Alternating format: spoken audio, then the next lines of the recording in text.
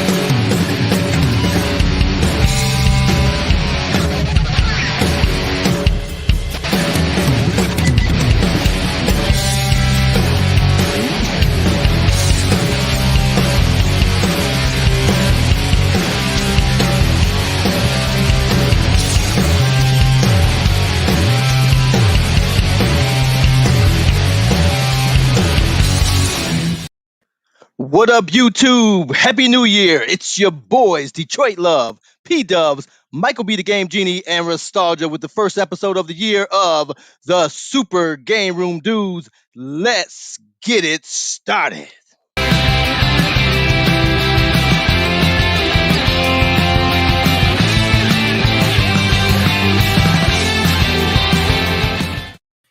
Hey, everybody. Happy New Year. Welcome to the first episode of the Super GameRoom Dudes Arcade and Gaming Podcast Show of 2021. Oh, yeah. Dig it. Super excited. Man, we're going to kick the year off great. We got a big show tonight. We got Mike Hermann here, CEO of RetroSoft Studios. We're going to be talking about RetroMania Wrestling, baby. So excited. One of the games I'm looking most forward to in 2021. That's going to take up about half of our show. The second half of the show, we're going to dive into arcade and gaming news for all your favorite arcade and gaming companies, as well as we have a well-played arcade pinball machine right next to me right here. So in the second half of the show, we are going to live demo it. We are going to check it out together. It just arrived today. Had to rush build it and get it ready. Now, before we proceed with the show, Detroit Love is to my left. How you doing, Carl? Say hi to everybody. Everyone say hello to Detroit Love. Hey, how you guys doing, brother? You know how to do it. Fantastic, baby.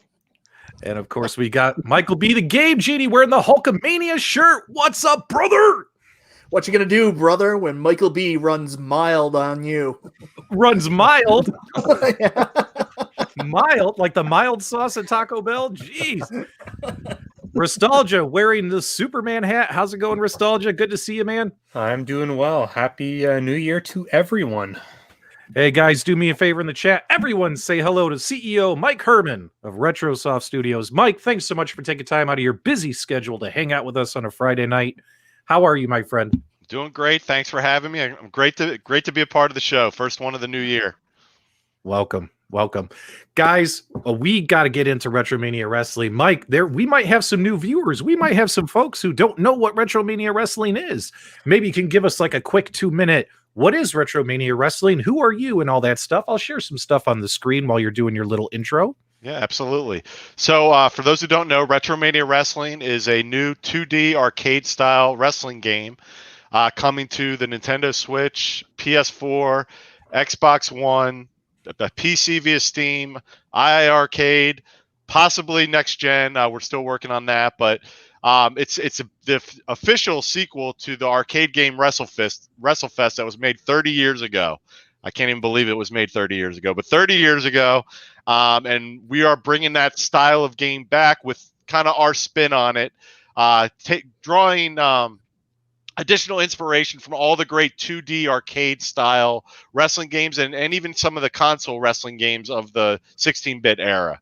So if you played Saturday Night Slam Masters, Wrestle War, even current stuff like Fire Pro Wrestling, but Fire Suplex or 3 Count Bout from Neo Geo, Mat Mania, Tag Team Wrestling, all those great early arcade games, we kind of loved all of them, and some of those things were taken from those games and put into RetroMania. So it's a real easy pick up and play game, and it's gonna be a lot of fun. Hey, Mike, we need to find out what is under the sheet. The audience wants to know. Tell us what's under the sheet. What is behind you there? What is that? That is a arcade machine. What, an arcade machine? If I look now, guys, take a look where his name logo is, and right to the right of that, I kind of see an N there. I kind of see, it almost looks like NWO or NWA. Maybe that says NWA. NWA. What? Let's pull the sheet off, Mike. You're here. We're live. Let's do it. This is gonna get me in trouble. Oh, he's gonna do it, guys. He's gonna do it. He's real quick. You can all take a look right there. Oh, there it is. There we go. Put that back. All right.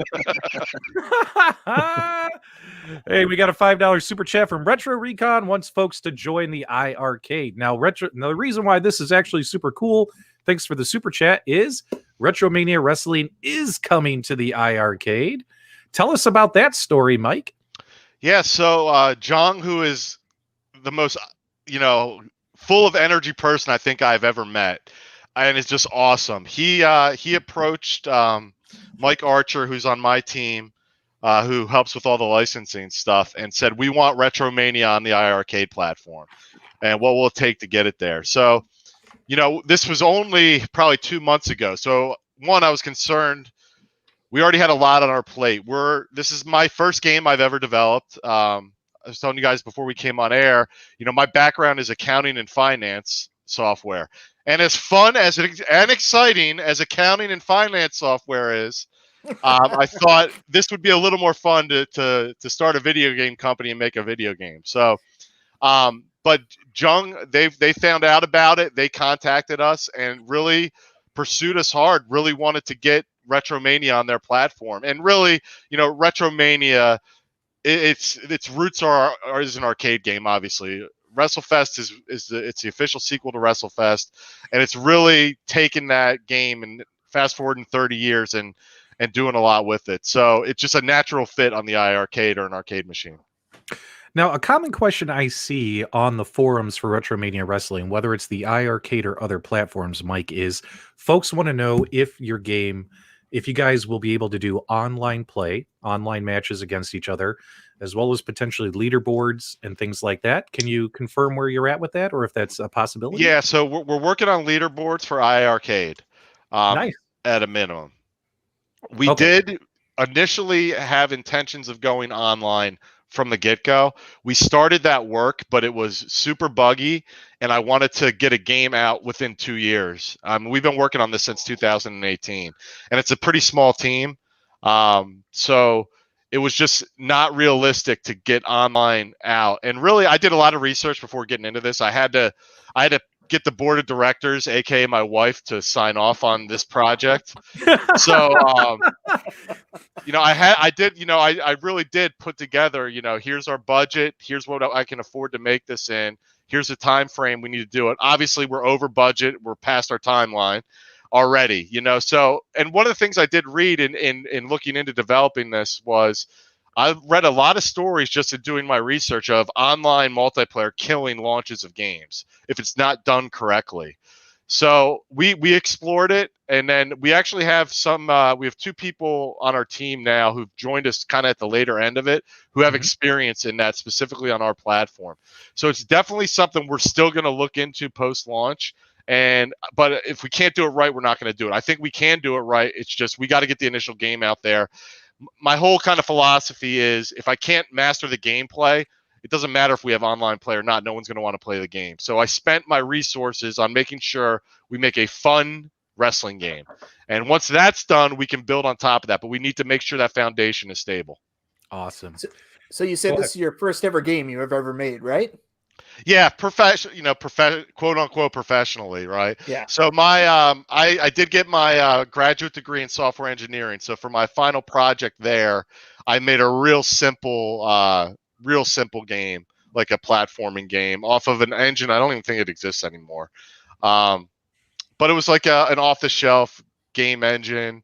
I want to say it was Garage Games might have been the company that made it. I don't even know if that's right. This is a while ago. This is about 16 years ago or so, 17 years ago. So, and I've dabbled in stuff. I don't know if you guys have ever done anything with Mugen, or have you ever heard of that? It's like a fighting game engine. So that's an engine. It was like a free engine that came out. That came out probably 20 years ago now. That you can basically create your own fighter. So you can go in there and you can download it. It's a free download. You go on the internet, you can have like Ronald McDonald versus Colonel Sanders, Homer Simpson versus the Family Guy. It's just like a fighting game engine with a lot of cool stuff. So I helped out on a project called Pocket World, which was DC Universe characters, but the little chibi style characters. So I helped out on like some art direction on that. Very little bit of coding, but I've always played around and stuff like that. Then I've played in Game Maker's actually the engine we use, but I've played around in that for years just as a hobbyist. Yeah. Now we got some folks in the chat. They want to know, what is the release date? Where are we at? And is it going to release on all platforms same time? What do you got for us, Mike? So February 26th of this year is the release date. And it will release on all the consoles and PC definitely on that date. And we are trying our hardest to get the iiRcade version out on the same day.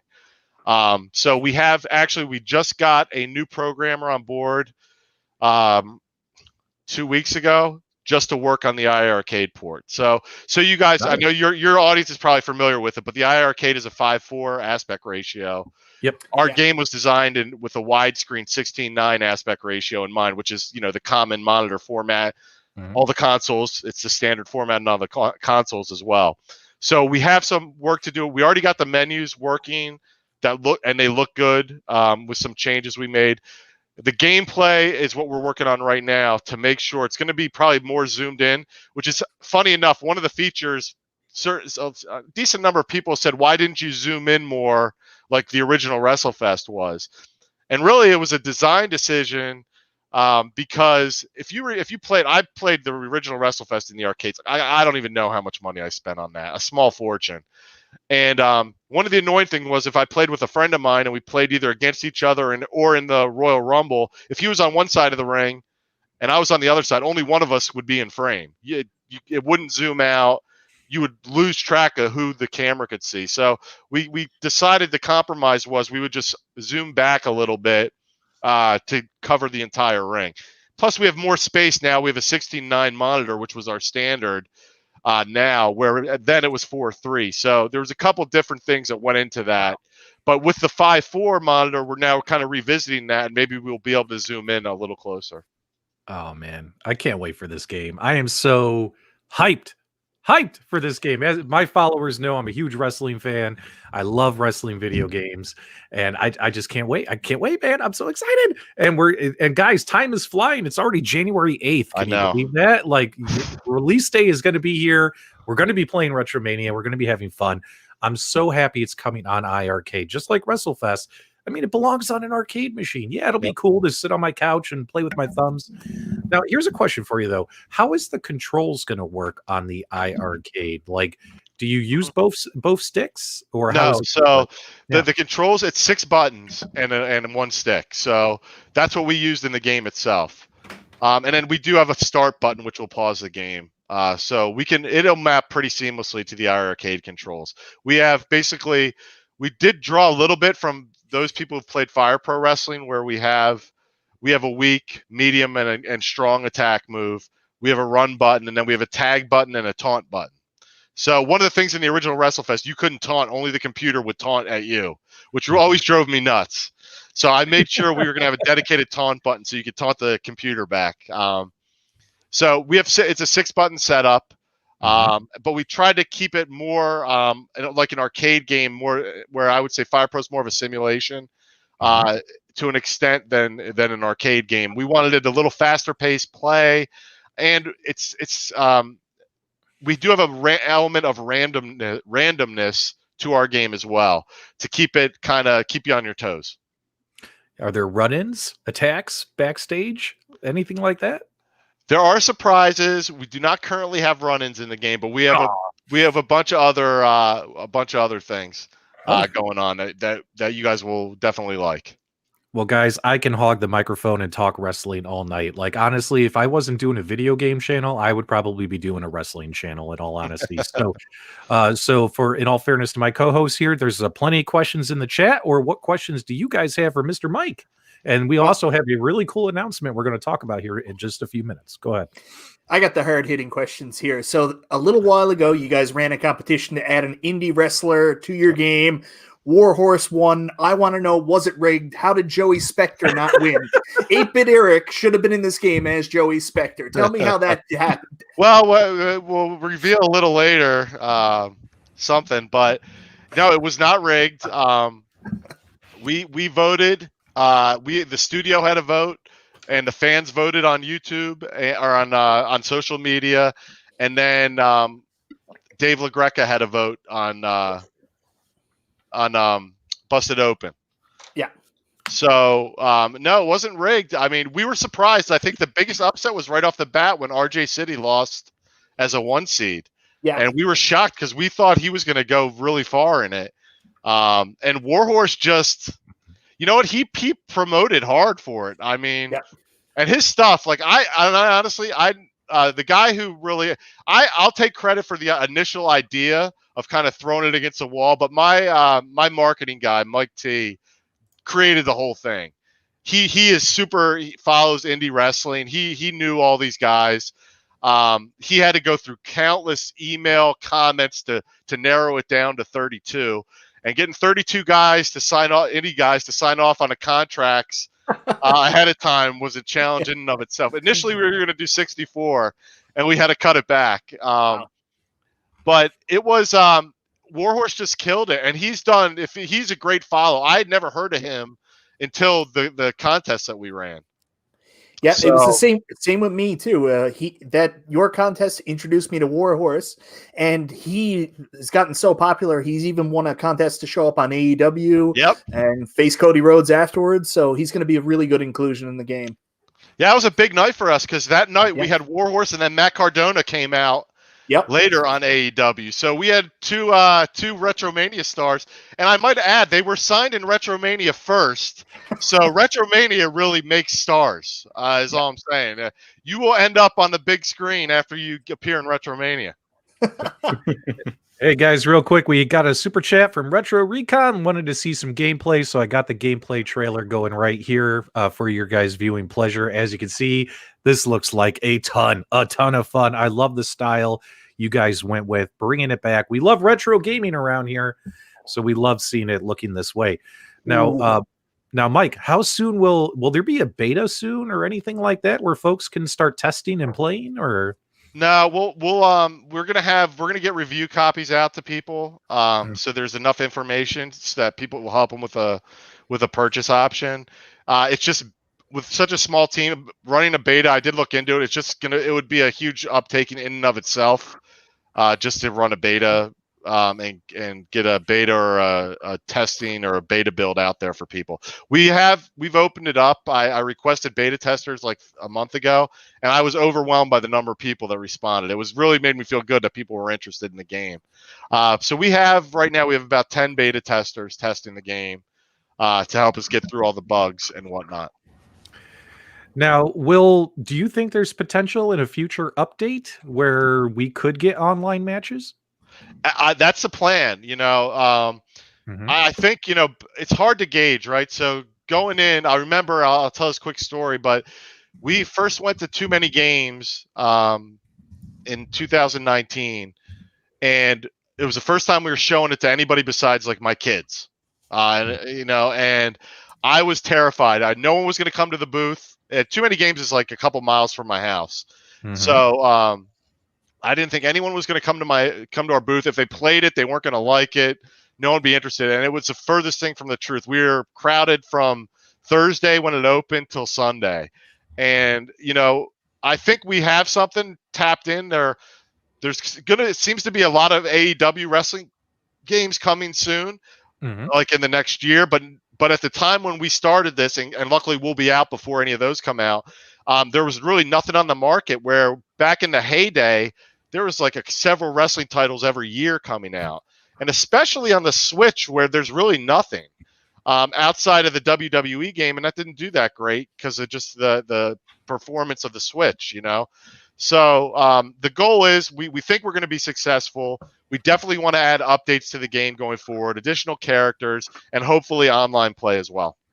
That was a very long answer to that question. No, it was a wonderful answer. I'm going to ask one quick question, then I'm going to deviate back to my co-host here. A lot of folks are asking, is it physical copies available as well, or is it download only?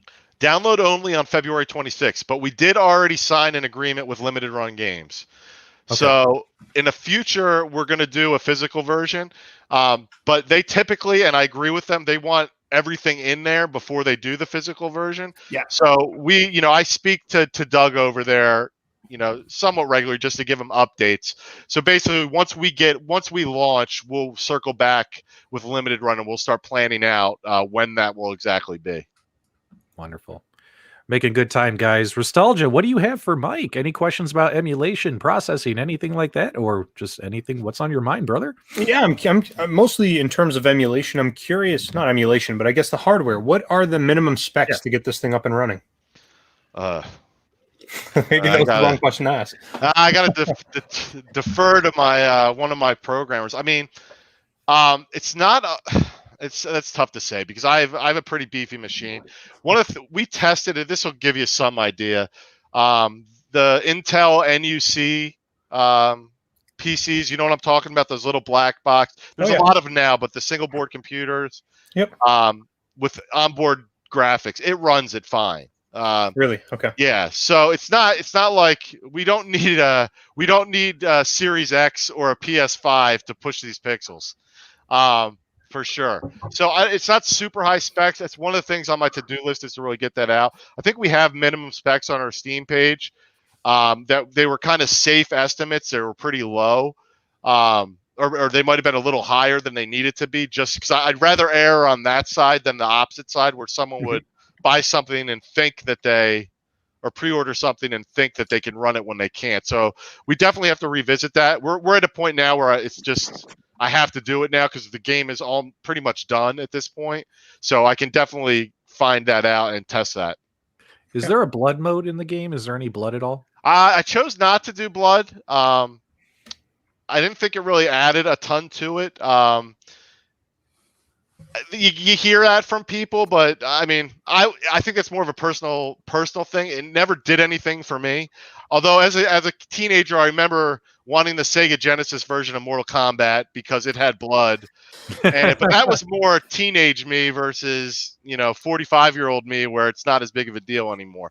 I could see us adding it at some point, but it also changes the ESRB rating, I think. It'll raise the ESRB rating if we have that in there. So I kind of have a different kind of tune to that now that I'm a parent. Now that I'm a parent. I don't think it really added to the experience of the game. So right now, maybe at some point we'll put a blood code in. Who knows? It would be cool. We do have one thing where the cage match in the original WrestleFest, you couldn't really do anything with it. You just Irish whip them in. Now you can ram somebody's head into the cage in our game. So that would be kind of cool if you broke somebody open on that. But for right now, no, it's not in there. Yeah. So Mike, I don't know if you remember, but jumping ahead to another generation, like the next great iteration of wrestling games were the N64 wrestling games. So you had WCW versus NWO World Tour, and also the WWF games like Revenge and also WrestleMania 2000. Those were really the first wrestling games I remember where blood was actually in a wrestling game. So if you do it with a reason. Maybe you can have a first blood match. I don't know if you remember those or not. Oh yeah, absolutely. Yeah. It's funny because that era of wrestling games, I didn't play a ton at the time. I've since gone back and played them. But again, showing my age a little bit, I was a PlayStation guy, not an N64 guy. So actually back then I didn't even have an N64. I had a PlayStation. So I was playing Power Move Pro Wrestling, WWF Attitude, was on that as well. SmackDown, so not great. The PlayStation kind of didn't have the greatest lineup of wrestling games. And when I did start playing Nintendo 64 later, I was like, God, I would have spent so many hours on this. Yeah. But at the time, I did have I modded a Sega Saturn and was playing Fire Pro 6-Man Scramble on that. So that was a Japanese only title. So I was playing that instead. So it was a pretty good trade-off. And I don't think the blood is that big a deal. As long as I can take a chair and smack somebody on the head. That you can do. That you can do. Chair shots. All right, yes. Concerto. All right, we got a couple super chats. Let's fly through them. Scott, $1.99. He has access to an iiRcade machine for testing. It sounds like he's volunteering his services, Mike. Keep Scott Parisi in mind. Scott's already testing. He's testing the PC version now. And then we also got a $5 super chat from King Creole. He says, what can we do to get a PDubs character? Well, we actually might be able to talk a little bit about that just in another minute here. Real quick question. Do you know a lot of folks are asking about the pricing. Have you guys announced the pricing yet for RetroMania on any of the platforms? Mike? Yeah, so it's $24.99 pre-orders, and then it'll go to $29.99 at launch. We want to keep it under 30, definitely. Obviously, we couldn't ask more than that anyway, given the graphic style. I think just from even if we packed every possible thing into there, the perception would be, a little high. And I think 30 is good. Plus, it gives us room. We will eventually do some discounts, most likely, to bring that down.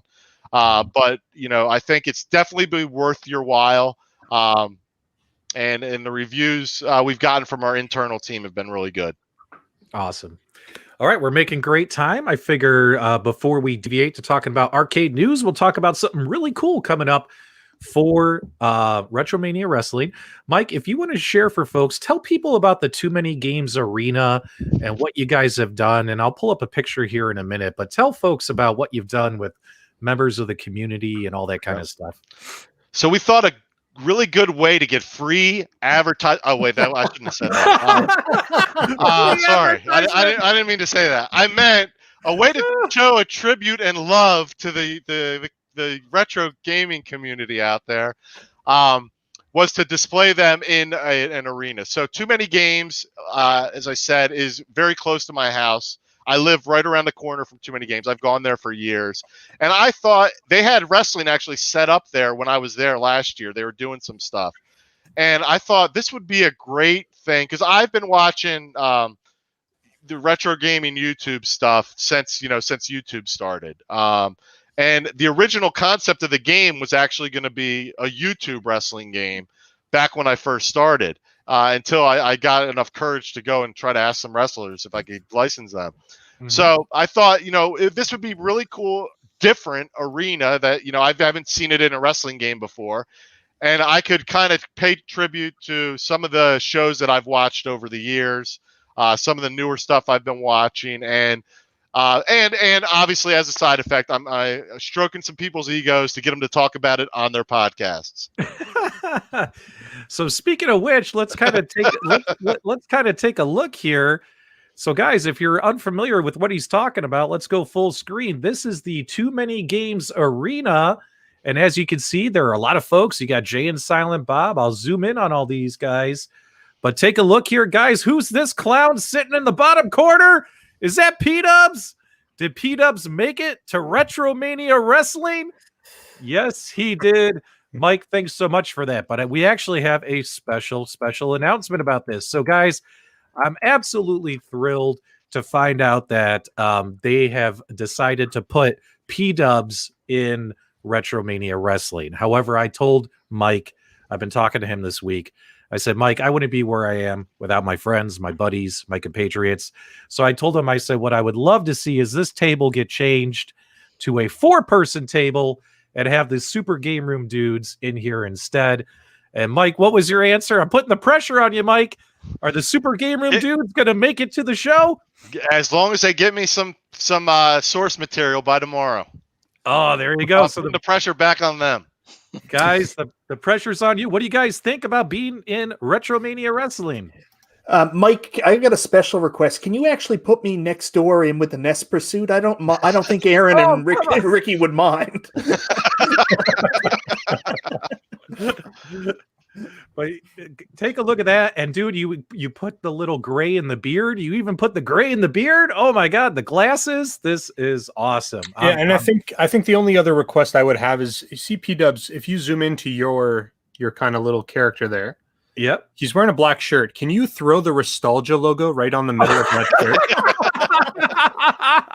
shirt? Oh my god, that would be hilarious. But guys, yes, so PDubs will be in the game if they have time, because they're getting ready to get this thing released. It's getting kind of late in the game to make last minute changes and additions. Mike says he's going to do his best to get the Game Room Dudes in there. I am willing to sacrifice my spot to share it with my friends. So hopefully this will turn into a Super Game Room Dudes thing right here. So hopefully that'll happen. Mike, we greatly appreciate that. But let's take a look around the arena. Mike, tell us who these people are. So we got NES Pursuit. Yep. Is that John? Yes, it is. We got John. Who else we got here? There's a guy that you're familiar. Who? Hold on. I don't have my glasses on. Who is it? So that is 8-Bit Eric's alternate persona. Joey Spector. There he is. Yep. Oh, that's Joey Spector. Okay. We got RGT85. Yep. We got the Game Chasers. John Riggs. Who else we got? Anyone else? It's like playing Where's Waldo. I'm trying to look at all these faces. Level 857's a newer podcast that they were one of the first ones I did, and I've since, I watch them a lot. I've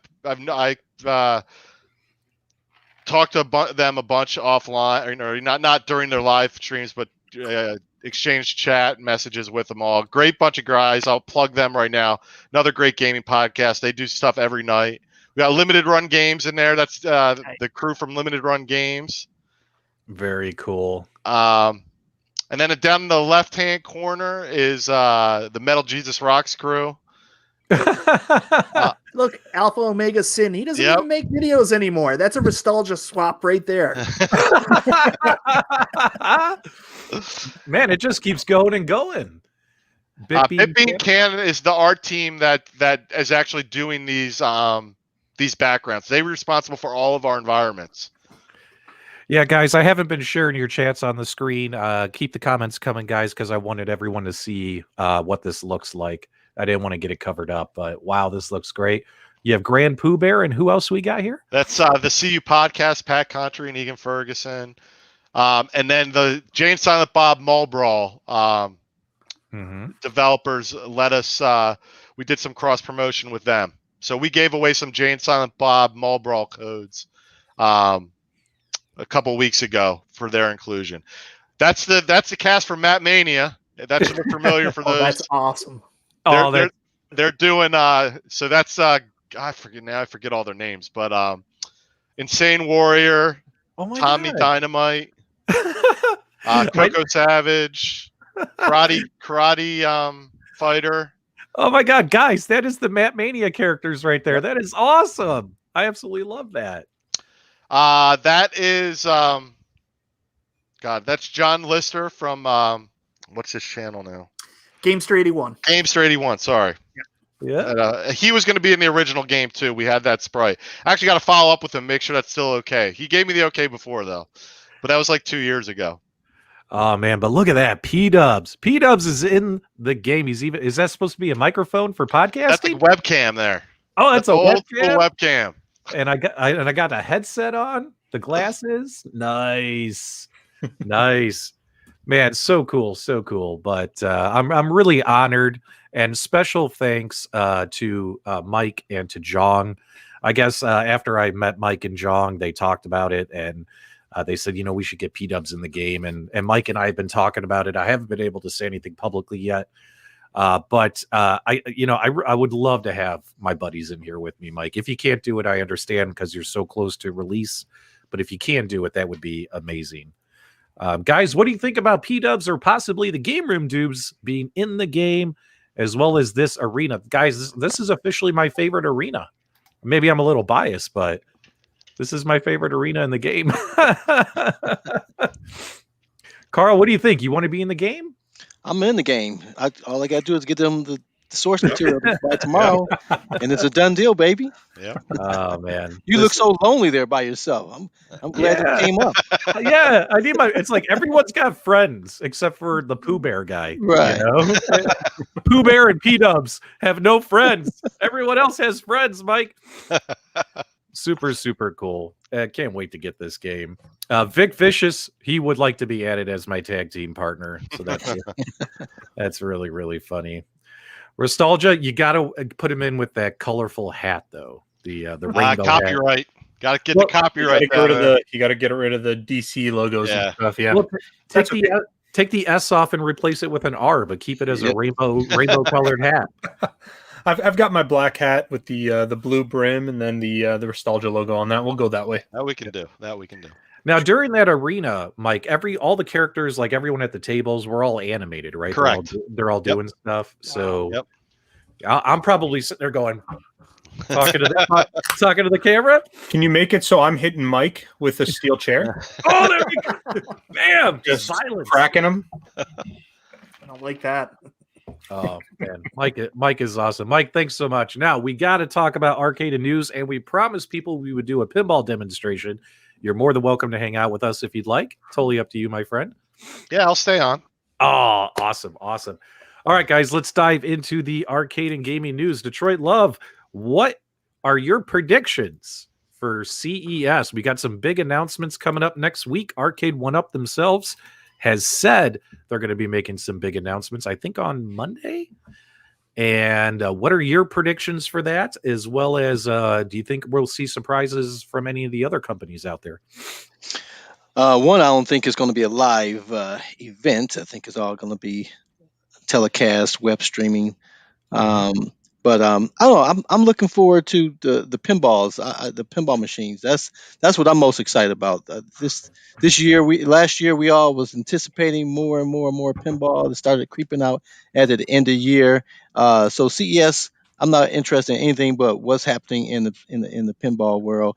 Obviously the iiRcade machine. I'm looking forward, John, being able to showcase the new designs there at CES versus that white machine that we saw at the last CES. So those are the things I'm most excited about, for sure. So what pinball, do you think any new pinball machines are going to be announced?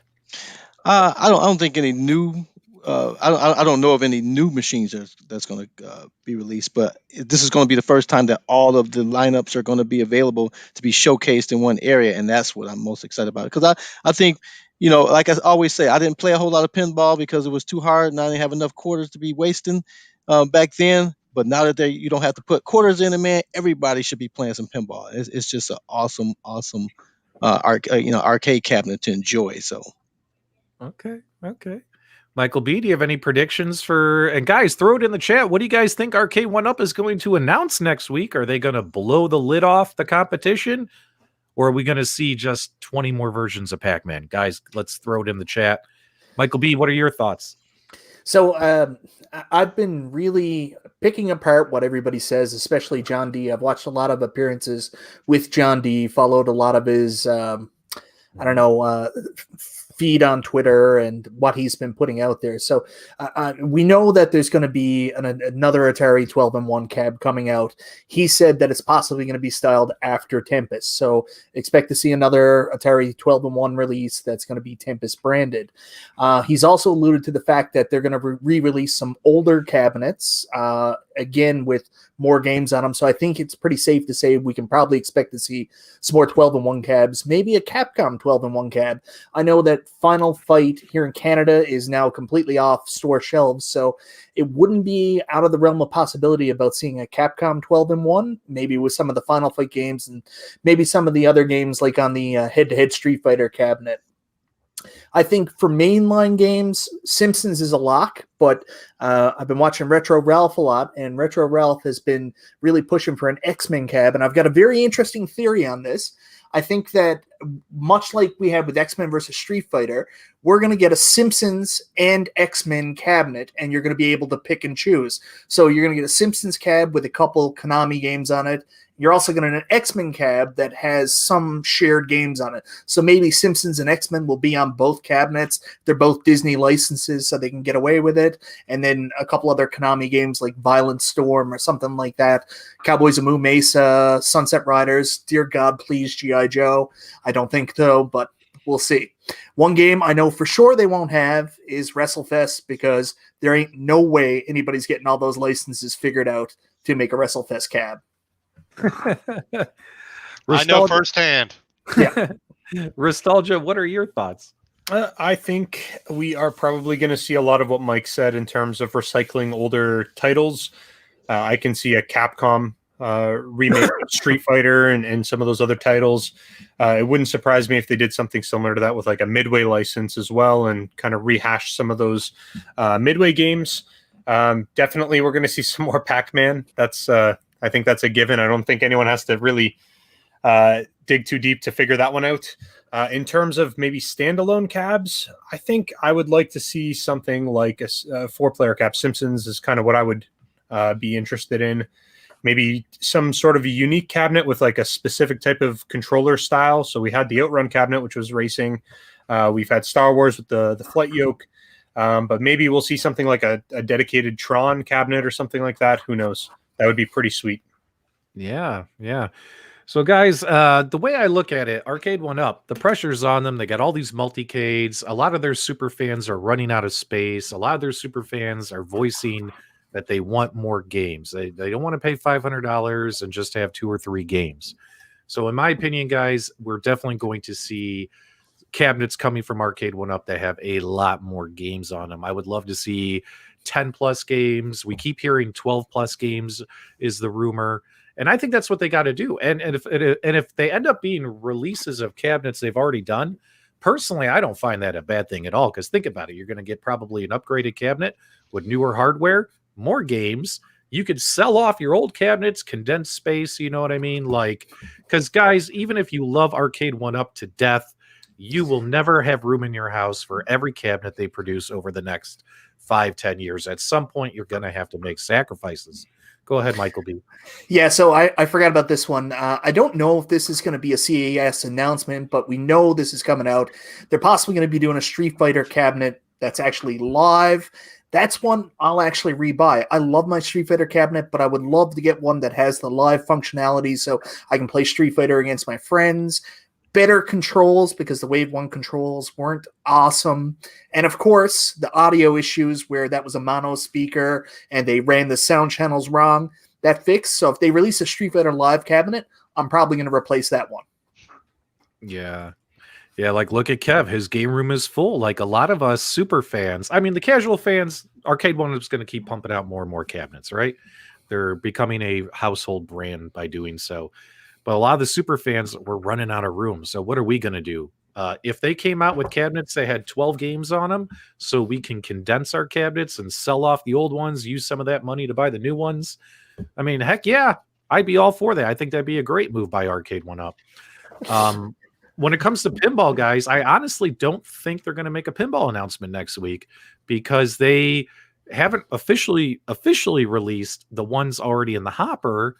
And that sounds to me like if you're going to make another announcement, maybe do it later towards the E3 time of year, right? Like maybe you say, so if people are like, is there going to be a universal cabinet?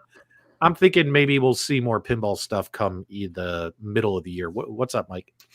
So going back to that pinball announcement, they were on a show there a couple weeks ago, both John D and the guy from Zen, and they talked about possibly releasing some games that people aren't expecting, like really big hitters.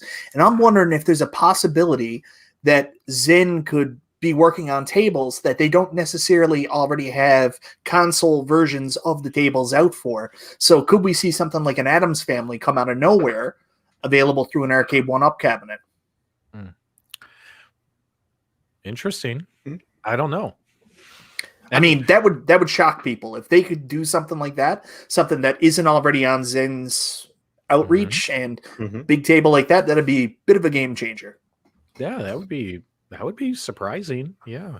You never know. I don't know. I feel like the pinball market is not quite the same as the arcade machine market. And not to say that people won't buy multiple, but I don't see people filling up a room with 10 different pinball machines. I can see them maybe picking 2, 3 that they like and kind of capping it at that. So I don't know how much they're going to invest in that. Steven PDubs has 4 pinball machines already. PDubs is a special kind of animal, though.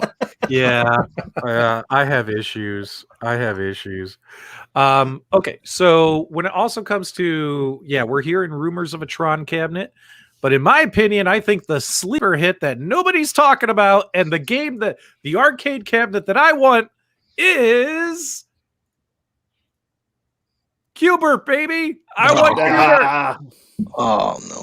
Q*bert's gonna happen. That's my big prediction. That's the big reveal. The orange guy is gonna get his day in the sun.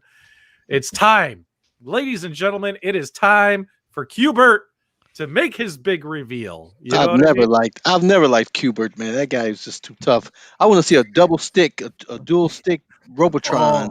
That would be great. If you can give me a cab with about 3 or 4 games with the dual stick, some Smash TV, some Robotron, Crazy Climber. Man, you know what I want to see? I want to see some cabs that are like 3D polygonal stuff. So I don't know, I'm thinking Crazy Taxi. That'd be a sweet racing cab, or Tekken, or Killer Instinct, or something like that. I think that would be awesome, because we were getting a lot of the retro stuff. Let's get something a little bit more modern. But wouldn't that change the whole cost structure that they're doing? Because how much hardware would you have to beef up to run something like that? We can afford it. You don't need that much. Let's do it. No, you can. I mean, if you're talking stuff like Dreamcast, I mean that's relatively simple to run if you've got the. I don't even want to say the right hardware. You can run Dreamcast on a Raspberry Pi 3. So you should in theory be able to squeeze it out of their chipset. Man, I'm just telling you, man, the sheet, they're going to pull the sheet off and we're all going to be sitting there like, what is it? What is it? And it's going to be Q*bert, bro.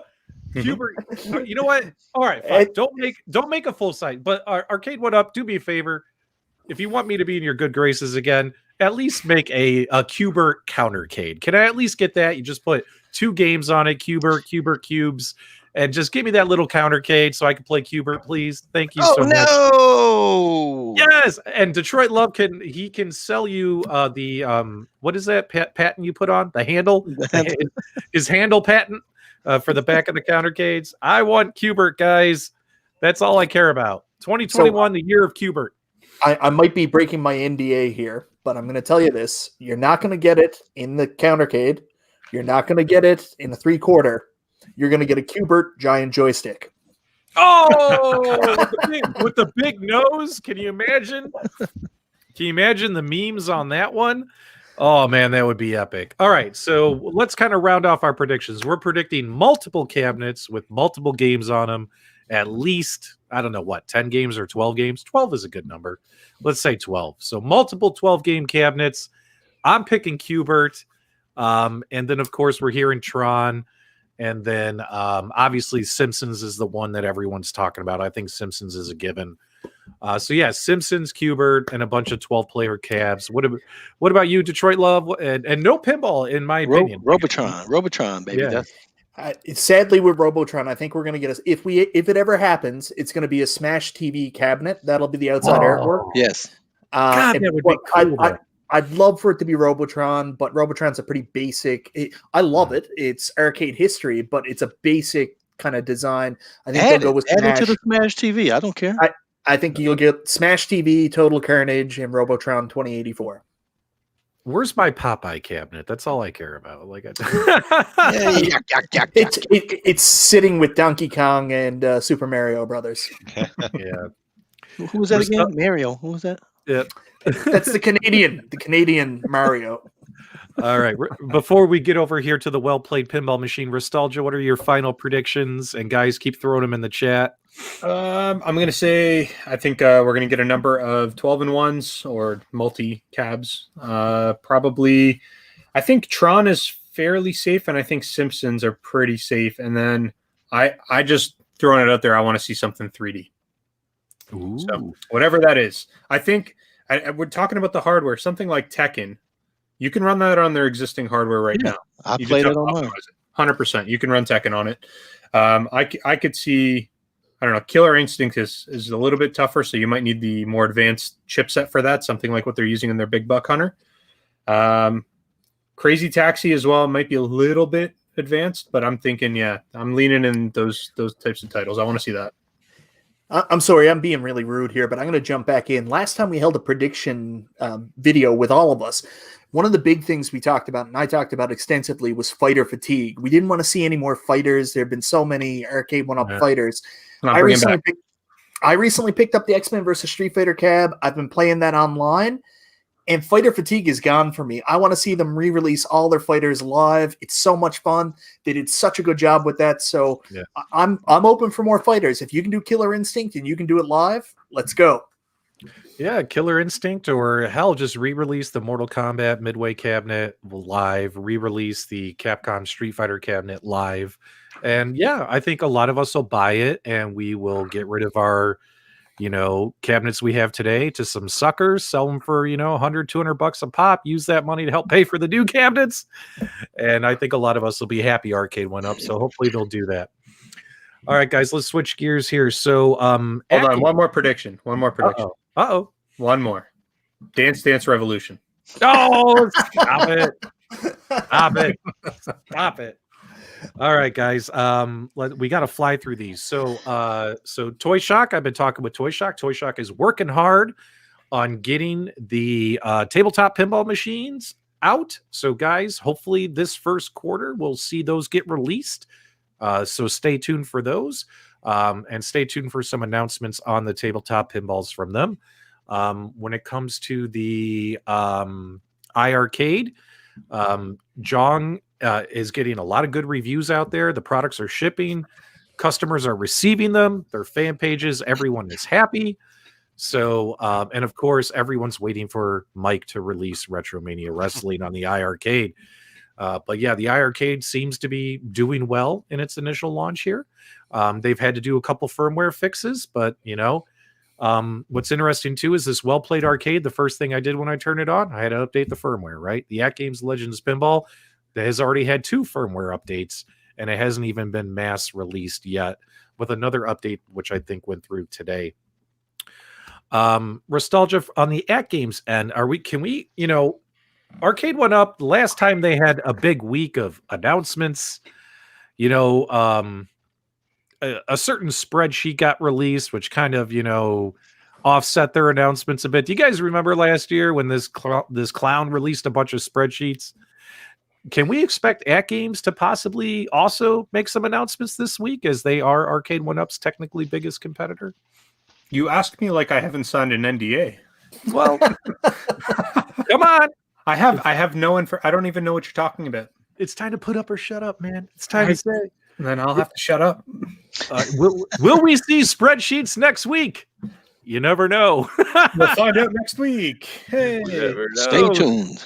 If you guys want spreadsheets next week, put the spreadsheet emoji in the chat. It looks a little something like that guy on the top right corner of the screen right now. The nasty, evil spreadsheet man. He ruins announcements. So we'll see. All right, guys. So keep your eyes on AtGames, because AtGames, a photo was leaked that they are coming out with a 3/4 scale arcade cabinet. And that was very interesting. Michael B. Detroit Love, what did you guys think about that leak from about a week ago now, wasn't it? What did you guys think? And let me know in the chat, guys. What do you guys think about AtGames doing a 3/4 scale cabinet? Throw it in the chat, guys. What do you guys think? I'll see if I can find the picture. I gotta find it. I'll talk about it a little bit since it's already been released. I've seen a little bit of this thing, and there's more than meets the eye with this thing. It's pretty interesting, and that's all I'll say. But I think when people see more information about this, it'll be pretty cool. Did you say more than meets the eye? Yeah, more than. Hold on, wait a second. That is okay, in no relation to. So it doesn't transform in any way. Wait a minute. I'm not saying anything. Hold on. So, does it turn into a dune buggy? Okay, so hold on, wait. I didn't realize. Okay, I hadn't thought that through when I said it. You can pick that apart any way you want, but it was not intentional. What I'm saying is Wait a minute. there's a lot of cool stuff with this An thing. arcade machine that turns into a pinball machine. Wait a minute. Confirmed. Folds. Heard Wait a- confirmed from Nostalgia, who works for fine. AtGames. I'll just tell you guys. It turns into a laundry machine. Wait a minute. So, I think Nostalgia just screwed up big time. Guys, let's what did I dive. do? We're gonna dive into the footage. Nostalgia says this thing transforms. Guys, let's No, put it up I on the did not. screen. I did not say that. He says this thing transforms. Now let's take a look at it here, guys. There's your 3/4 scale arcade machine. It transforms. Now That's not what I said. we do know that the control decks are swappable. Now, what I find interesting is the shape of that bezel and monitor. That shape of the bezel and monitor I find very interesting. If you guys notice, it's almost a perfect square with a widescreen monitor smashed right in the middle there. Now, if this thing transformed, the only thing I could think of is Vertigo. what if that screen rotated, guys? What if you could rotate that and enter portrait mode? Is that possible?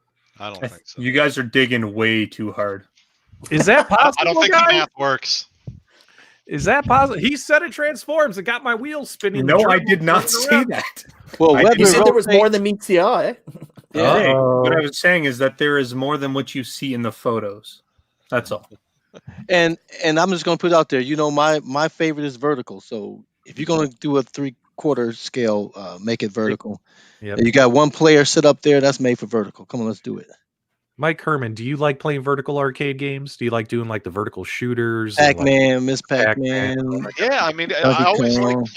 like playing the games the way they were designed to be played. So I always hated playing Pac-Man and it'd be scrunched, or sometimes they would make it scroll up and down and things like that. So I definitely like. I loved what I forget which company has it though, but you could put like I have one where I turn my widescreen vertical.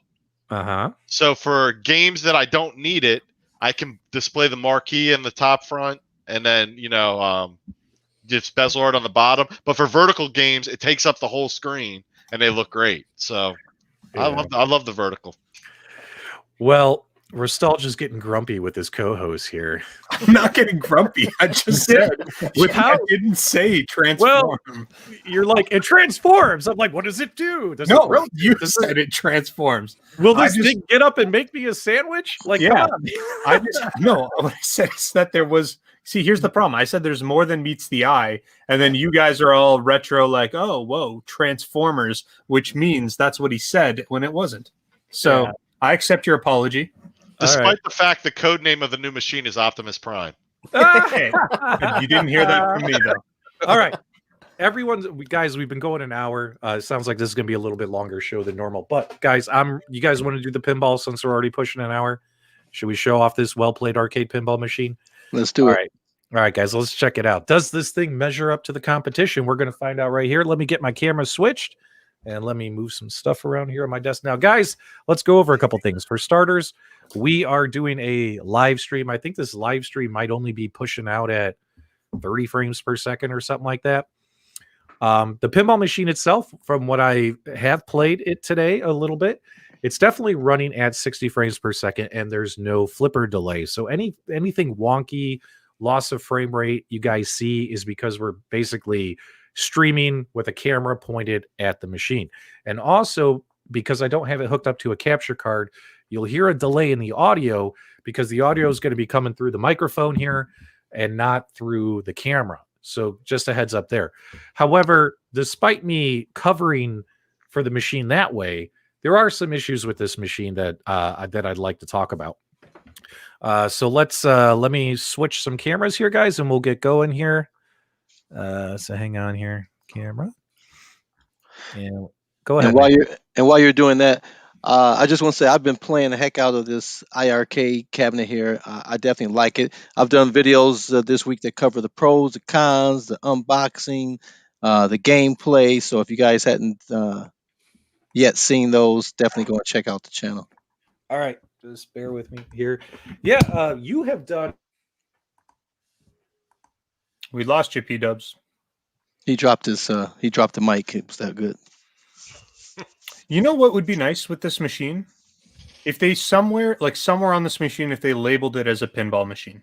Oh, Yeah, I was completely confused. I thought it was a toaster. Yeah, see, me too. I thought it was either like a toaster or a really small microwave, Yeah. and it I would think be they- much more clear if they would actually put like the pinball branding somewhere on this thing. Doesn't have to be everywhere, just at least one spot so we can identify it. Yeah, And the Mike, Christmas lights look great. Mike, this might be a good. I don't know if you could do it so late in the game, but instead of it just being wrestling in the ring, you should just write the word wrestling right across the screen, right over everything that's happening, so people are clear that wrestling's actually what this game's about. now, guys, I don't know what it is about all these companies always doing the lightning bolts on their power-up screens. You know what I mean? But Supercharged. we got to stop doing the lightning bolts. Now, let's take a look here, guys, at the light up marquee, for instance. So, or not marquee, what do you call back box? Backglass. It is literally 2 rows of Christmas lights, LED strips. It blinks red, blue, and green. Red, blue, green, red, blue, green. It doesn't even illuminate the entire back box like it showed in their advertisement videos. So, in all honesty, like, it doesn't have a secondary display. It's a static back glass, and it doesn't even light up properly. You know what I mean? Let me know what you guys think about this. Let me know. I really, really like the Christmas theme that they're going with. It's beautiful. Guys, let us know what you think about the back glass here. Let me see here, guys. Yeah, and so I opened the back, and it's just 2 fairly cheap LED strips in the back. All right, let's see if we can get this camera locked in. Hang on, guys. Do you find that the lights kind of flashing like that are distracting at all, or not really? Not really. Not when you're actually playing the game. So let's see if we can get you guys a good view here. So the DMD is not on the back glass then. That's just a display with Nope. Christmas lights. Yeah, the DMD will be a little HUD on the top of the monitor. So, all right, guys. So let's talk about a couple things. So you have this little, kind of like you know how the Legends Pinball has a D-pad on it. Mm-hmm. So this thing has kind of like an analog joystick on the front, and I don't know if you guys can see the mouse. See the mouse right there? Oh, that's weird. Okay. Okay. So it's got an analog joystick for menu navigation. Now watch the mouse on the bottom. I am holding it all the way up, right? Now watch this. When I hold it all the way up, the mouse moves really, really slowly and then just takes off like a rocket. Boom! You know what I mean? So menu navigation can be a pain because you're trying to get the mouse where it needs to be. And this is definitely running like a version of kind of like an Android phone app. It's an Android phone app. Oh, yeah. Trying to emulate the touch. It's like a cell phone inside of a arcade machine. The games themselves, of course, are fun. We'll dive into that in a minute. Obviously, you can go into Wi-Fi. You could go into the store to buy more games, but the store is not live yet. And, of course, let's kind of dive into this here. Once we put some color on the screen, it won't look. Now, the monitor itself, it definitely washes out depending on the angle you're looking at. You definitely need to be staring at this thing head on. The monitor on like the Toy Shock and the Legends Pinball does not wash out side to side. So this thing definitely does. Like that looks kind of pink in the video, but that's supposed to be orange from what I'm looking at. And guys, any questions in the chat? Because I can't get to the computer. Let me know. And I'll try and answer. Jeff Rainwater just want to know if it has Minesweeper on it. No. Yeah, Sorry, there's one more question in here. Sorry, Mike, just to interrupt. There's also one more question in here to know whether or not you've gotten any better at pinball. Yes, I have. So now I got to jump in here too and beat a dead horse. Does it have Puzzle Bobble? No, it does not have Puzzle Bobble. Okay, now what's interesting, guys, is hang on. Let me turn the volume down on the game. And before you get going with one of those tables, PDubs, make sure you're not doing both flippers at the same time. Okay, so I don't play with both flippers at the same time. Now, this unit only has one nudge button on the right-hand side. There's no built-in accelerometer, and there's no left or right nudge. This unit has a nudge button on the right-hand side of the machine, and you can use the flipper buttons to navigate the menus, as well as the mouse analog stick, which I forgot to mention earlier. So you can navigate both ways. But here's what's interesting, guys. It's got 2 buttons on the right, 1 button on the left. Obviously, the button on the left of the machine is the flipper button. The 2 buttons on the right of the machine are your flipper and nudge button. Now, here's the funny thing. When you hit the nudge button, it does a forward nudge on the table. There's no left or right nudge built into this program. That's it, just a forward nudge. Now, how can we play pinball without a left and right nudge? It makes it very difficult. You know what I'm saying? What do you guys think about that? Yeah, that's weird. I know when I kept seeing it, I noticed that there was only 1 button on the other side and 1 on the other side. So I was wondering what they were doing with that. So that's kind of weird that they would do that. Yeah. Now let's dive into, let's do clown. So you can use your you could use the plunger as your enter button. You can use the plunger. That was that popping sound you heard. How does the plunger feel? Or there's no plunger. There's no plunger, right? There's a plunger on the front. How's it feel? The plunger on the Legends pinball machine feels like a more quality type plunger, right? Mm-hmm. It's not that great. Like so far, like there's not a whole ton to say here. Now hold on a minute. Let me see if I can move the camera. I want to show you guys something. So this thing is a 720p, and let's see if we can get this to focus here, guys. Let's see if we can get it to focus. So as you can see, I don't know if this is going to clear up here. There's jagged edges. Look at the jagged edges on the flippers. You see that? Yeah. So, throughout, I mean, when you kind of like zoom in on the table, so like it's pretty flat looking. I mean, it's not that 3D looking. Is there any recess in the screen? Like, does it, But or is it just a flush mount? It's recessed about an inch. Well, not an inch, like about a half inch. But like, Okay. as you can see there, you see all the jagged edges throughout the whole thing. Mm-hmm. So it's definitely 720p.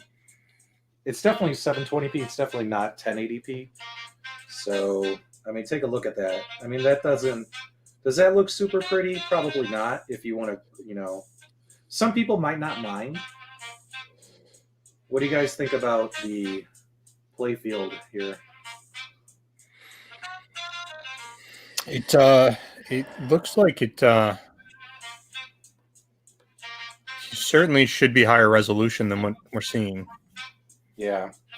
What are folks saying in the chat? Because I can't even see the chat. That your camera's way too close. Hey man, I was just trying to help you guys out. But They're saying, for the love of God, hold it still, buddy. Oh, come on, man. Be nice. All right, let's play a little pinball. Hey, Peter, how's the lockdown bar? The lockdown bar is actually super comfy. It's got like a nice textured feel to it. Is it rounded on the edges? Like, how does it feel in your palm, like the palm of your hand? It is what you call a very slightly rounded edge. Mm. Oh, come on. Let's see, watch this. When I hit the nudge button, it just does a forward nudge. You see that little move there? It doesn't work super well with pinball. You see that little itty bitty forward nudge? But that's all it does, is it does a little forward nudge. You see how the ball's bouncing forward? But that's it. A little itty bitty forward nudge. You don't have left or right nudge, man, which, is driving me crazy. Can they improve that later down the line with a software update, maybe? I don't know. I mean, you don't even have the buttons to do it. So It's the gotta be button on the right is nudge? Is that what you were saying? Yeah, the button on the right is a forward nudge button. That's it. There's no left or right nudge. You can't. That's so counterintuitive for pinball. Yes, there's no left or right nudge. Now, there's no accelerometer either. So here, let me show you. Because with it being Android, with it being Android, I figured, hey, maybe that it has a built-in accelerometer because there's some accelerometers for Android, but it definitely doesn't have it. Let me see if I can get the ball to stop. So, for instance, I got the ball stopped at the bottom. Let me shake the machine. As you can see, nothing's happening, right? Nothing's happening. Hey, PDubs, can you shake it a little harder just to be safe?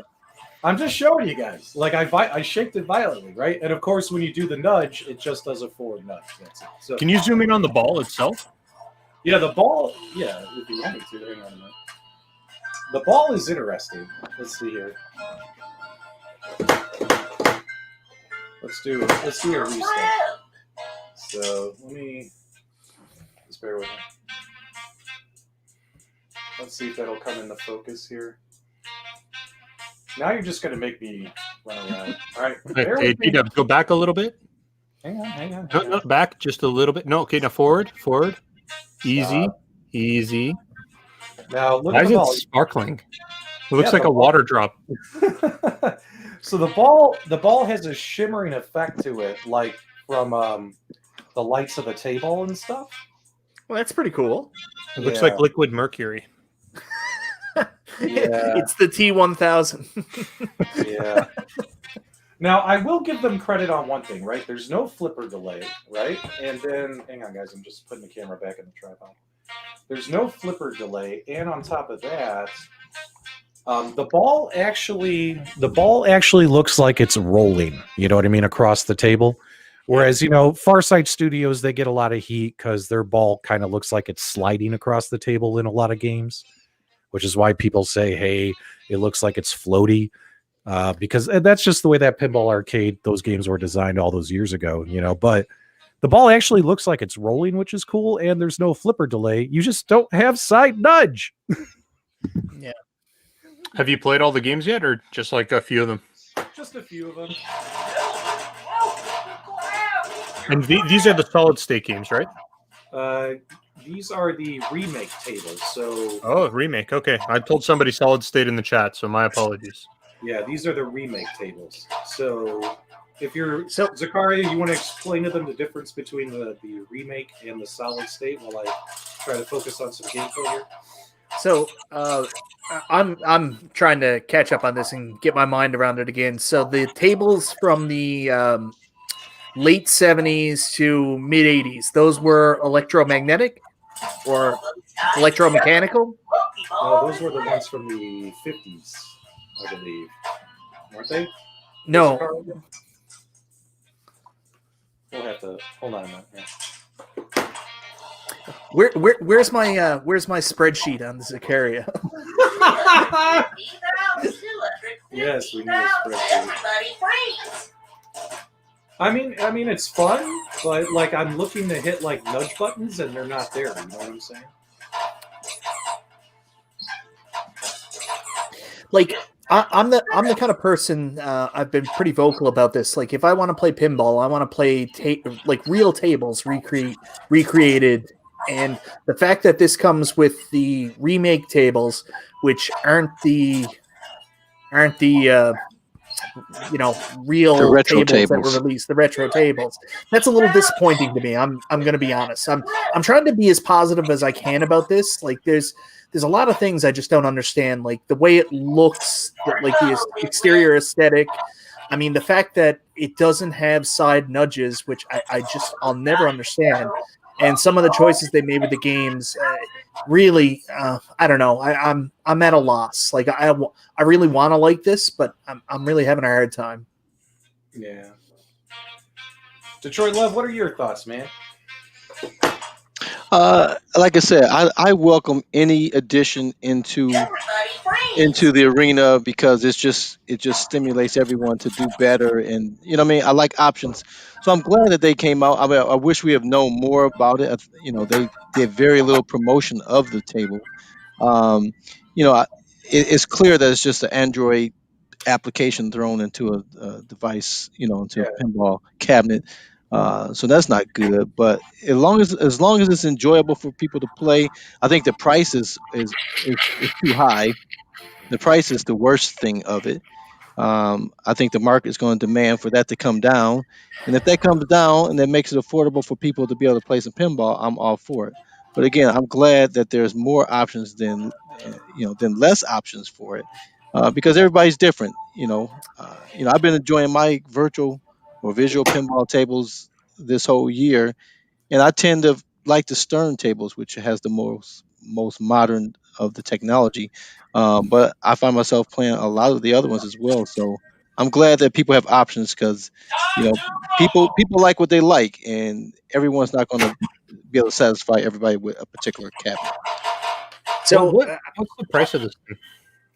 $4.99 US. $4.99, $500. See, I was just about to jump in and say I've got to go back to my very early days in business school and try to understand what the marketing strategy is here. Like for me, I would have looked at this and I would have done a penetration pricing strategy, which would have priced it below competition to try to gauge some of that market, and especially where you don't offer some of the same things. But what they did was they just basically went right in at the exact same level as the competition. And where this is going to be really hard for them is this is not as good of a product even as the Toy Shock. And if I'm not mistaken, the Toy Shock is down at the $3.99 price point. So this is tough. Like I'm really trying to be positive about this company. I'm at a loss.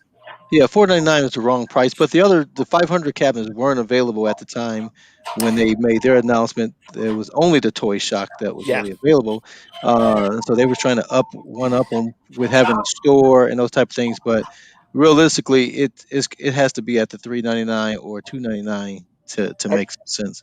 I've been pretty. I've been PDubs ball stock.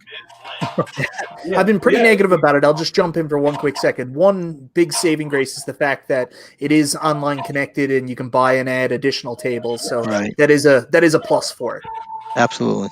Yeah, I'm gonna let that game expire. So, for instance, it comes with 27 games, and the Zaccaria games they decided to put with it are the remake games of the original tables. The store is not live yet, but from what we saw, I think on Cool Toys videos in the store, they were going to have where pretty much I think you're going to be able to buy all the Zaccaria games, which include, the original tables, right? As well as the deluxe tables and all that kind of stuff.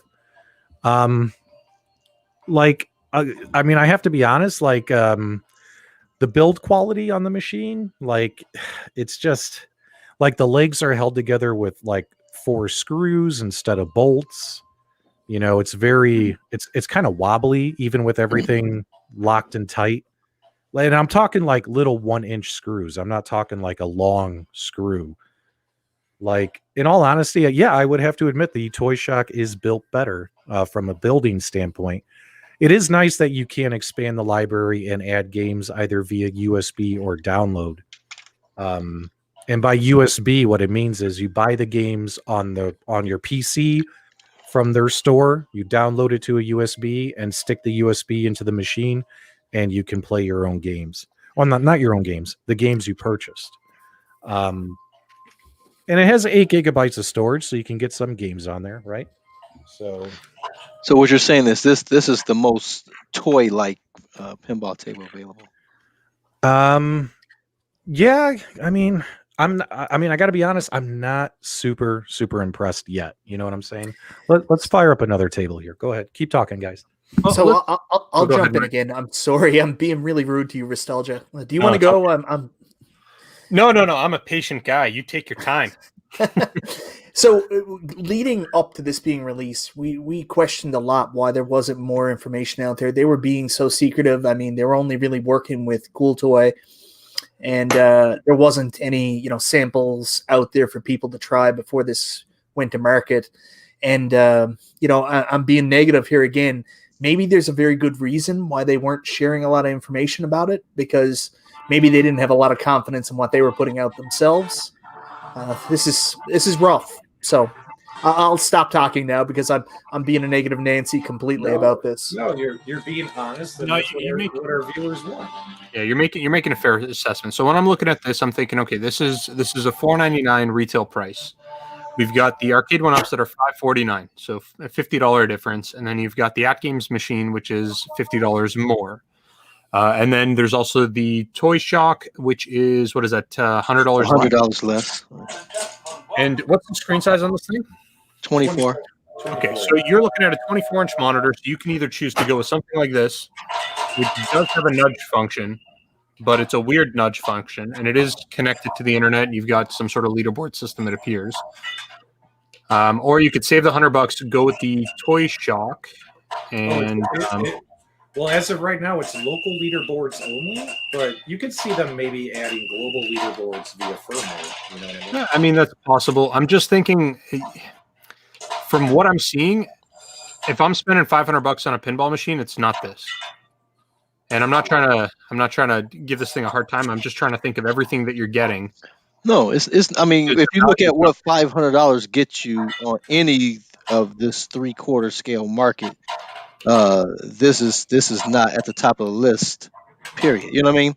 Yeah, this is something that I think would fit better in at a $399 price point.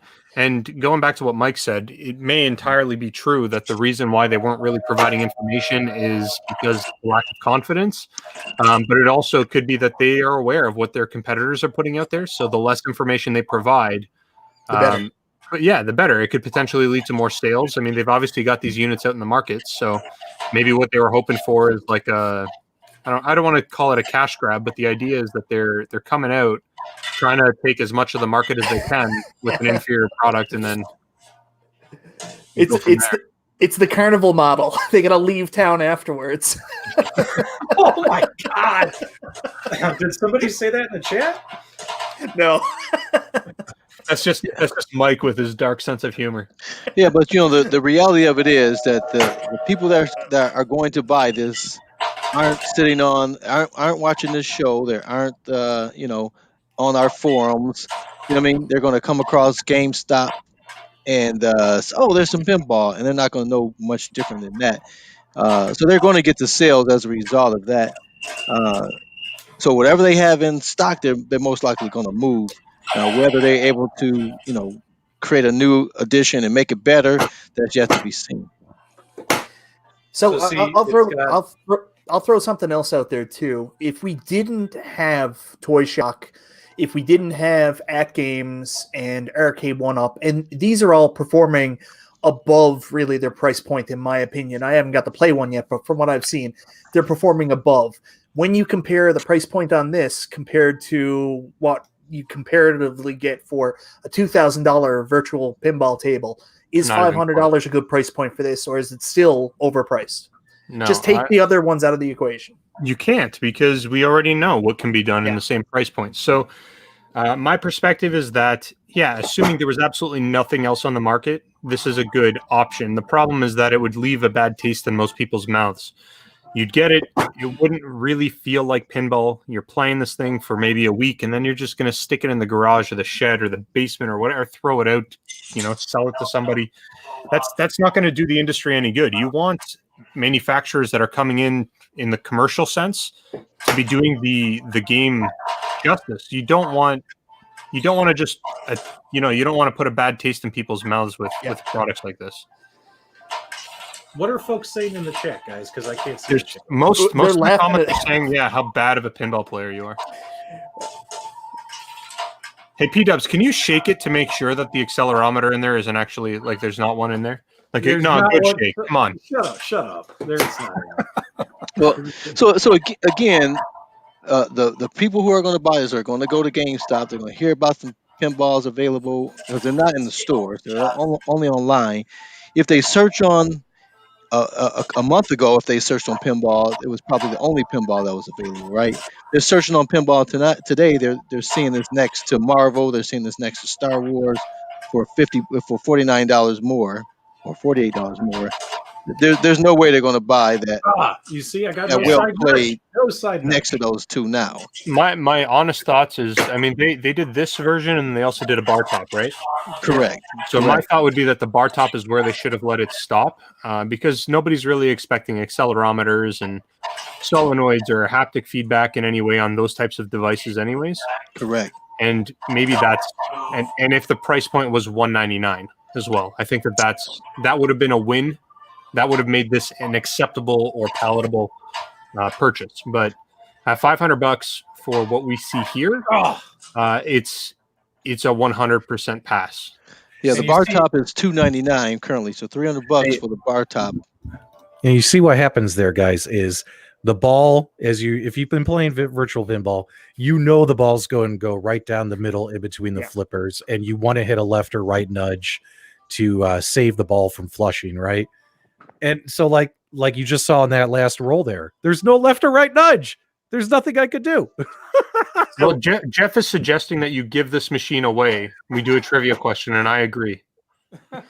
I just don't understand how that got past testing. How did somebody who obviously knows something about pinball that was involved in this project agree to approve this, knowing that there is no left and right nudge, knowing how important that is to pinball, to the experience? How did that get out to market like this? Well, who are you putting at blame there? I'm putting Well Played at blame. They're testers. I mean, did they not have quality testing, people that knew pinball before releasing a pinball product? That's a tough question to answer, because I don't know that. I mean, there's a lot of people who jump into industries because they think there's a growing potential for profiting, and they're not in it for the right reasons. And I'm not saying you always have to be in the right industry for the right reasons, but generally speaking, you should do a little bit of research. You should do a little bit of like a study or a survey in the communities that you want to sell to maybe see what you should include and shouldn't include. Those are things that we've seen from all the other people in the space. They engage. I did reach out to these guys when I first heard about them. I think PDubs, you did as well, and I got ghosted. Not that I'm really anything to talk about, but it's interesting the approach they took, because they really only provided information to one YouTuber, and Cool Toy is probably one of the better ones to provide that information to, because he's really good at like just unbiased reporting. Yeah. So like that's good, but it would have made more sense to potentially, expand that reach. And it just seems a little strange. The entire business model as a whole seems strange. Sorry, guys. Well, in all fairness, even when Arcade1Up first came out, they weren't doing the best of promoting. No one's going to come on the same level as Jong in promoting this industry. So, you know what I mean? But yeah, by no measure did they come out the right way with promoting this. Again, no one's really played virtual pinball at this price level right before, so it's a new thing. The GameStop people just saw pinball. You couldn't miss it. It had pinball splattered all over, so it must be a good thing, right? So let's get it. Let's put it on here. It's gonna go down. It's gonna go down in price pretty quickly. I think in the next couple of months. At a lower level, at a lower price level, I think people will snatch it up. Hey, Mike, when are we going to get the RetroMania pinball machine? When is that going to happen? Let's have a wrestling pinball machine. Come on, man. It's in the works. It's in the works. Now, Mike, have you played any virtual pinball at all? I really haven't, not in really years. I had something on a laptop that I would just mess around with. I think it might have been on Windows at some point, or I downloaded it. This is years ago. Yeah. I don't know. Like my brother has one of the old Spider-Man pinball at his house, and I don't know. I've played virtual. I don't know if I'm hesitant because I don't know how it can be like an actual table, just the experience of an actual table. But to be honest, I haven't really given it much try. I was never a huge pinball player. I think I'm not sure. One of you said it before, where you weren't good at it, so you didn't play it a lot because you didn't have the money. And that was me the same way. I was a little better at video games, so I tend to play them arcade machines more than pinball machines. So I don't have the same nostalgia for pinball as I do arcade machines. So I guess I really got into it. Yeah, pinball is a little hard to get into because it's so expensive to jump in, and I mean the game can be over like instantaneously. Right, and that's why the nudge is so important to even have a chance of playing it for more than a few seconds. But yeah, I was the same way. That was me, Mike, that said that earlier. And when I got into it was this time last year, I was building my virtual pinball, and I had the same thing. I was like, there's no real tables that's like, oh man, I remember playing this from Right. childhood because I didn't play any of them for more than a few seconds. But of the list of tables that were available to me at the time, I went with Spider-Man. So that's my Yeah. virtual cabinet is Spider-Man, and that table. I don't know if your brother has the Stern version, but that Spider-Man table is so much fun. I play that thing a few times each week. I enjoy that, and I've been going back and playing some other tables and expanding my reach. And there's a lot of fun tables out there, you know. So I think once you start to playing it, it is very fun, you know. But again, you got to think a lot of these tables were designed for you to lose your ball so they can get more quarters Right. out of you, you know. Um, and so Mike is the game genie is always talking about liking the old school games and be authentic, and that's the draw. Uh, some people like that. Some people don't like it because the ball is going to shoot down the middle. And so these, like the Star Wars and the Marvel that the Arcade1Up has put out, you know, those tend to be totally different than the old school because they're not designed to get your quarter because they've already gotten your money, right? You know, so They're so you can video play games. things, right? Yeah, they're video. They're not They're like pinball. They're comic. video games. Yeah, they're comic strip games with around pinball, you know. So they really are two different experiences, and that's what people will discover as these pinball tables come out. Some people are going to like that newer thing, and people like me and Mike are going to like the older school. So that's why I say it's great that you have these different options to play because no one pinball table is going to appeal to everybody, you know. I just looked it up. My brother has the Gottlieb. Oh, okay, okay, yes, that's the real old school. Yeah. Hey, PDubs. Yeah. We got some people saying move on to the next product. Because you suck. They said because you suck in pinball. Oh, You guys got it. Tough Real crowd. quick though, guys. The you got to admit this table's cool looking with that skull and everything. You yeah, gotta admit absolutely. P-Dubs, can you do me a personal favor and play, I think it's called the Time Machine? that. Yeah, I'll pull that out here. Let me just let it die.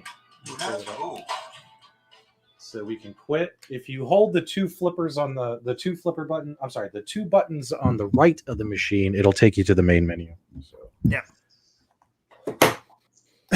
You want to see? I'll Time tell you, the Machine? idea of building a machine is intriguing to me because I built my first main cabinet probably 15 years ago. Uh-huh. And that was I say I probably spent more time building it and messing with it than I did actually playing it. I was Mike, still you in should- diapers 15 years ago. Mike, you should check out Carl. Carl actually bought a pinball table called the Toy Shock, and he completely gutted that thing and has got it turned into like basically a multi-pin right now, don't you, Carl? Yes, yes. And it really didn't take that much to do. It's just you have to learn, you know, that Right. pinball software. And there's different ones. Like people talk about future pinball. I've not had any success getting any of those future pinball tables to work and look nice and feel like a real pinball. I can't play the Zen on there as well, so I can't play those more modern games. But I tend to stick with the Attack from Mars when I am online with those, or the Gone fishing table, Right. because I just like the more old school stuff. But man, it's a lot of fun. Now I don't have any uh, uh what's the things Mike, what's the things that make the noise? Accelerometers, solo. Yeah, Solenoid. cell noise or the subwoofer bounce. But my speakers in there are so powerful, you know, as it's playing the music, I can feel all of that. So it's pretty fun. It's pretty fun to play, and I can add those things at any time. That's the cool thing about it.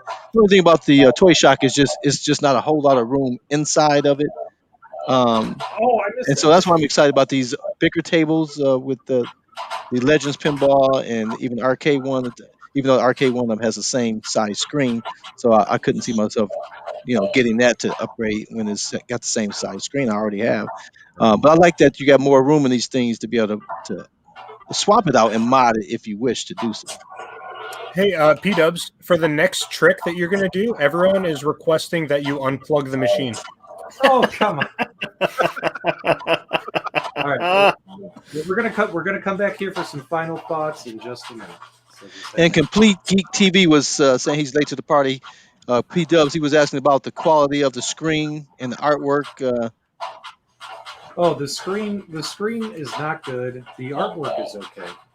So, You just don't like the Christmas lights and the back glasses. You don't Come like on. the back glass at all, though. Come on, the Christmas lights give it like a nice charm. It makes it feel like really. Oh, it adds to the value. You're paying $500. I would expect no less from a product at $500 than to have Christmas lights attached to it. oh my god, you're hilarious. I'm trying to. I got my headset on, and all I hear is Nostalgia talking smack, and it's like I can't even focus on this. Oh, we unlocked multi-ball. I mean, this is nothing against Zakaria. Zakaria has some fun games, you know. No, they have fantastic tables. You know, it's just. Yeah, you're talking about the presentation. You're talking about the. I'm just trying to wrap my head around how a $500 product like this just feels weird that this is what you're getting for $500. Well, yeah, there's some more stuff I got to tell you when I get back to the desk here in just a minute before we wrap things up. Well, everybody says pull the plug and get back to the desk. Oh, I feel bad. Yeah. I just feel sad. Well, you know, the good news is for people who like Zakaria, they're going to get to play it on AtGames machine natively. So there's that.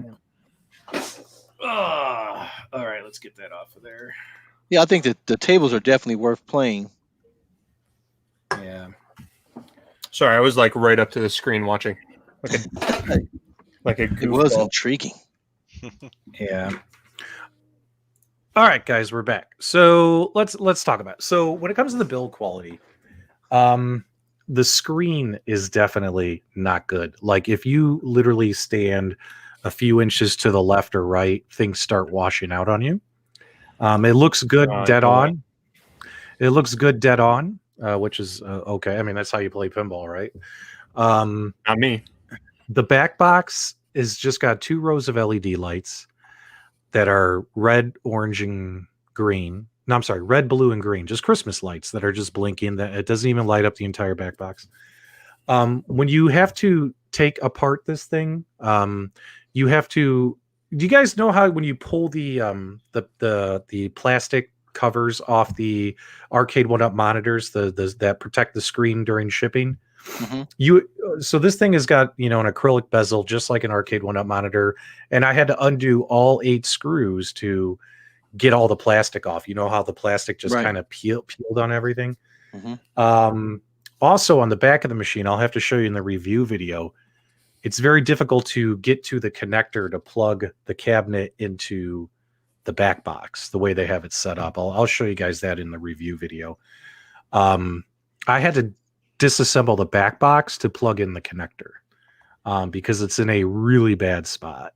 When it comes to the artwork on the cabinet, the vinyl's fine. There's nothing around the flippers though, so I have a feeling the artwork would wear.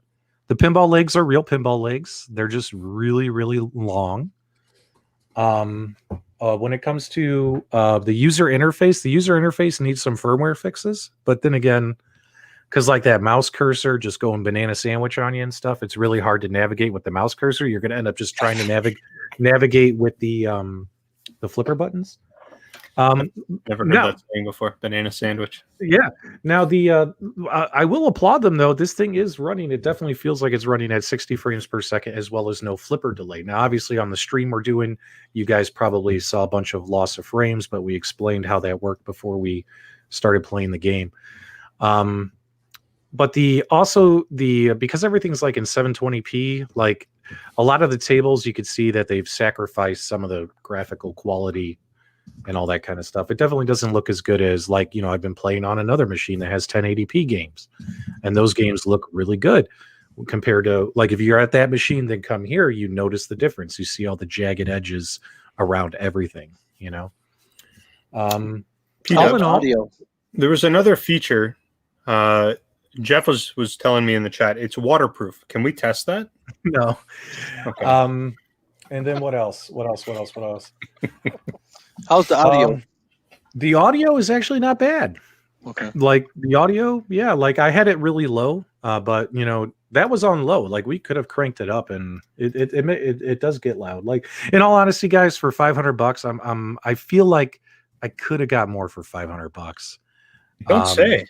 You know, and Is it built like a tank? Can a 195-pound Spider-Man No. stand on top of it? No, that's the thing. Like, what's nice about the Toy Shock and the Legends Pinball is those feel like you could like shake the hell out of them and the machine's not going to fall apart. Like this thing is, I mean, it's got 4 screws in each leg, but the screws are only like an inch long, like an inch long. It doesn't have like long bolts, you know what I'm saying, or anything like that.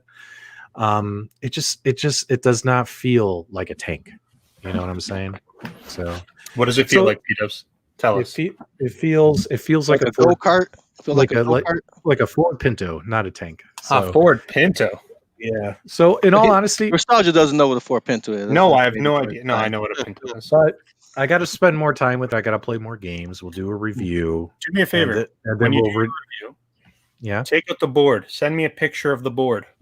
I want to know what chipset they're actually using in there. I'm very curious to see. Because I'm wondering if you're saying it's 720p, I'm wondering if that's because it's limited by the hardware or it's limited by if they used an inexpensive 24-inch monitor. It's not a good monitor. Like it's not. So I don't know. Like in all honesty, guys, I'm disappointed. Mike's like, oh man, these guys are a bunch of haters. I'm sitting around watching these haters, but you know, we're just guys. I got to be honest with the fans. If this thing was really cool, I would tell you. But it just doesn't feel really cool. That's why Mike wants to be on our good side. Yeah. Yeah. So P-Dubs, someone was asking about the return policy with. Yeah, I don't know. Can I do a review video then return it for a refund? I don't know. Is there anyone out there looking to rent a pinball machine? Maybe we could. For $500. Yeah. Yeah. You can rent it out forever. Yeah. So, you know, we've had over 200 folks watching for a while, guys. Thanks so much for hanging out with us. I know this has been a long show. Honestly, I don't think I'm going to be keeping it, and just being honest with everybody, but let me spend some more time with it and see, you know what I mean? What's a shame is, you know, their website's not live, so you can't find out any information on the company, the product, or anything like that. You know, there's been no news about when you can go to their store. It's just, and there's nothing there. It just, you know, it just says store coming soon. You know what I mean? So, you know, what if I get rid of it, but they end up adding some really cool games? But you still don't have like Nudge, or I don't have Nudge, or a good monitor. Yeah, I just have forward nudge. Guys, how do you play pinball with just forward nudge? Am I crazy? Like, can you play virtual pinball with just forward nudge? Let me know, guys, in the chat. Like, if I'm on your iPad, you can. I don't know. All right. Let's say, Mike, when are we going to get Stone Cold Steve Austin in RetroMania Wrestling? Let's change. As soon as you sign him for me, I am game for that. Yeah, actually, my cousin used to be Stone Cold Steve Austin's bodyguard. Really? Yeah. Crazy. It's pretty interesting. He did bodyguard work for The Rock and Stone Cold. I would love to get both of them. That would probably help sales. I could imagine that'd be a relatively expensive venture. Yeah. I do have a question. Is there any possibility we'll see some DLC characters in the future for RetroMania Wrestle? Yeah, so definitely, we already have one already announced, who's Chris Bay, who was also in our Indie Mania tournament, who's now on Impact Wrestling. Who we just really liked him, got to know him a little bit, and we signed him before he went to Impact. Again, my theory saying if you RetroMania is the gateway to bigger and better things. And then we have 2 other guys signed that we haven't announced yet. John. One is a current wrestler, and the other one is a legend. Wow. And then we are hopefully going to add some more throughout the year. So that's the plan. Obviously, it's dictated by, you know, how well the game does. Hopefully, we did our job right. Everybody loves it, and we'll be able to reinvest back into the game. So, yep. Yeah, guys, when I record the video on just real quick about this pinball before we turn everybody loose, I'll obviously record it 60 frames per second, 4K, get it uploaded. That way you guys can make your own informed decisions. Very excited, guys. Make sure you stay tuned in the next 6 weeks or so. RetroMania Wrestling is coming to a home near you. If you have an iiRcade, you're going to love playing this game on that machine. I can feel it in my bones, Mike. I'm super excited about this. And thanks so much for putting me in the game. And hopefully we can get all the Game Room dudes in there as soon as possible. Guys, do us a favor and make sure you subscribe to all the hosts. I know this was a really long episode tonight. I'm exhausted. Detroit Love, any final thoughts, comments, farewells, as well as my other co-hosts? Mike, we just want to thank you for coming on and sharing that. We're Yeah. excited for that to come. I got this cabinet here. I definitely want to play it on there. And there's a request in the chat for us to play some Bum Squad online. So we definitely have to set that up and air that out, guys. Yeah, we should do that. For sure. Yeah. Michael B. I'm just elated. The idea that I could possibly be in the sequel to WrestleFest, you have no idea how happy that made me. That would make my life, man. So, Mike, if you can make it happen, you will forever have a fan in Michael B. the Game Genie. Trust me. Now you're giving him peer pressure and guilt tripping him. Nostalgia, any final thoughts? That pinball machine was pretty sweet. Well, before Detroit Love sends us on our way, guys, just a couple quick comments. So next week, we're looking on having a mega show. You definitely don't want to miss next week's episode. That's all I have to say. It's going to be mega. Also, what else? I thought we had to. Oh, we might be back as well on Monday to talk about Arcade1Up announcing Qbert. Look forward to the reaction to Qbert on Monday. Make sure you guys tune in Monday. We'll probably have a reaction show as well. And then, of course, guys, when it comes to the well played, not so well played. Whenever you're ready, Carl. All right, guys. So make sure you check out all of our YouTube channels. Like and subscribe. We appreciate you guys. And until next time, we'll see you on the web.